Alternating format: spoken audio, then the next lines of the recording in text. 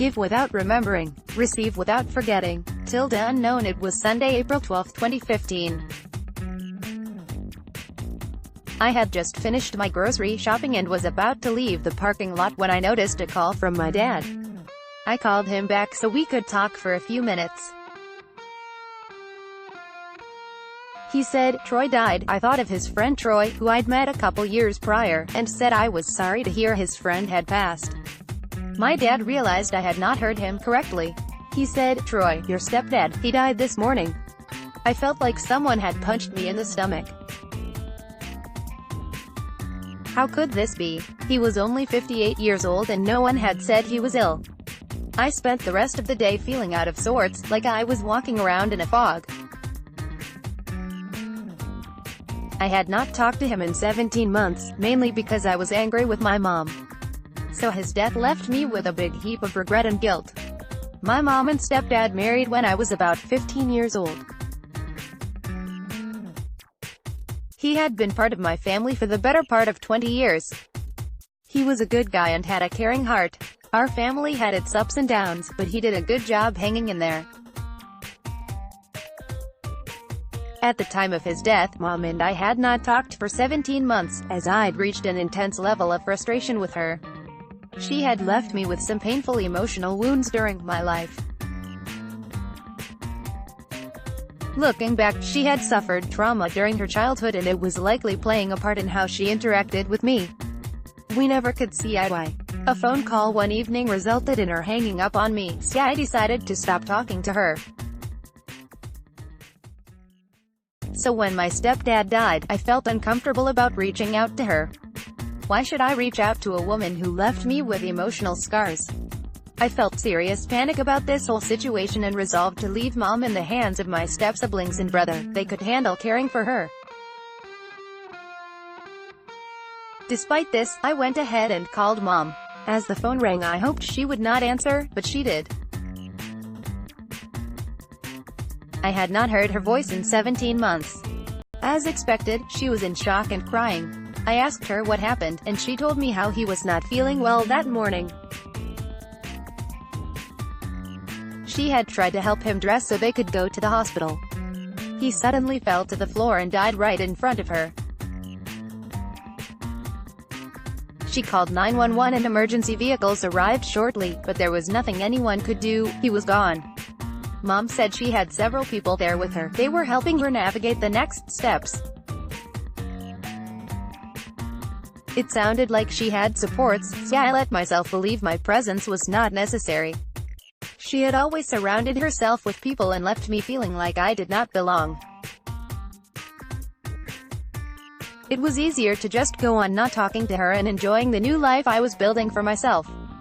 One of my sisters-in-law reached out to me via text message the following day. I know you've had your differences with your mom, but if you could find it in your heart to set those aside for a few days and be here for her, she really needs you right now. We are all here for her, but I know nothing would mean more to her than having you here too. I suddenly felt obligated to make the hour drive to Mom's house and see what was happening.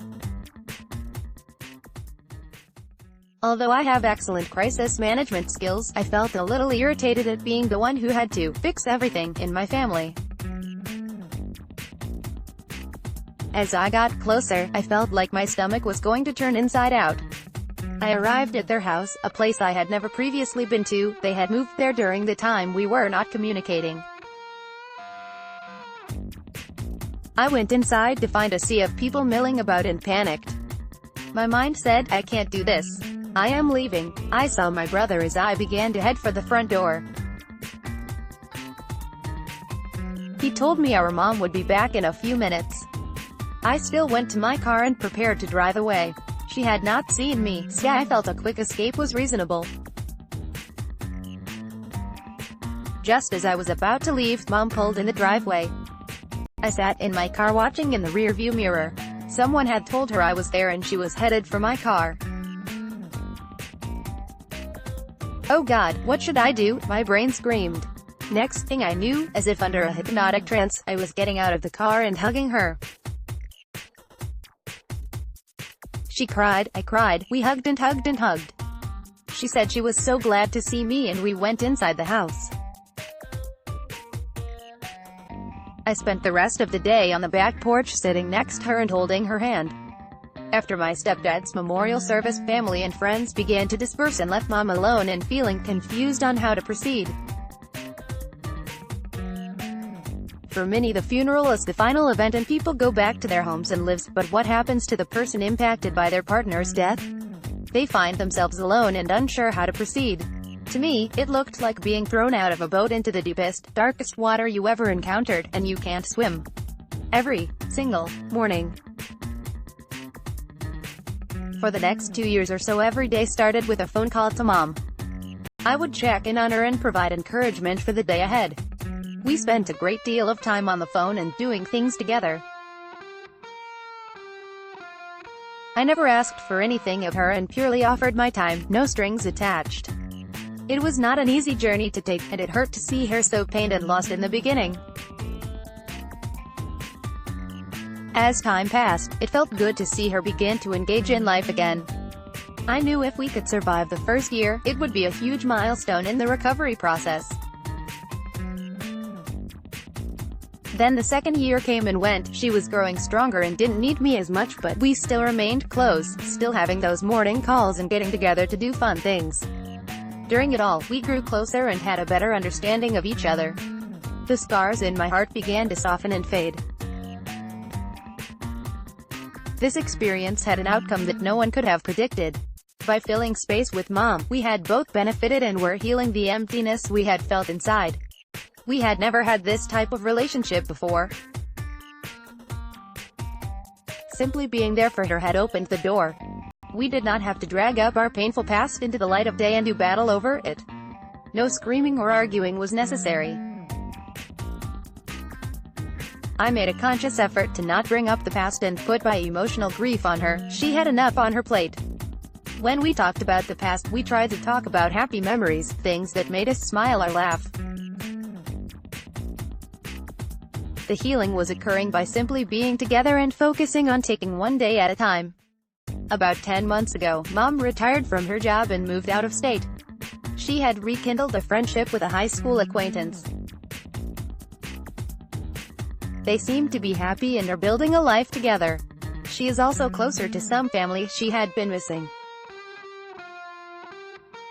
I frequently miss her and wish we could do things together, like we used to do, but I also am glad she has found a joyful place in this world. Through this experience I realized that broken people often lash out at others in an attempt to lessen their own suffering. Ever hear the saying, misery loves company? I also began to understand that I had the power to put my anger aside for the greater good, because adding more darkness to our situation wouldn't help. The goal was not to torture Mom. She was already defeated and did not need someone to kick her while down. I extended the love, kindness, and attention I had always wanted to her, and it began to have a profound healing effect on us both. I truly believe not dragging up the past helped us move forward. Discussing it had no benefit in this situation. I think if we had started down that path, it would have pushed us further apart. I will forever treasure the time we embraced the darkness together, survived it, and emerged stronger.